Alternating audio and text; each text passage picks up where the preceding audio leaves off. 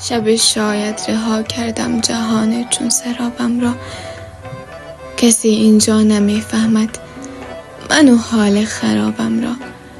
شدم مایوس با ظلمی که از اطرافیان دیدم، همانهایی که می دیدند غم پشت نقابم را. چرا سهم من از دنیا عذاب و دل شکستن شد؟ کسی می داند آیا این سؤال بی جوابم را؟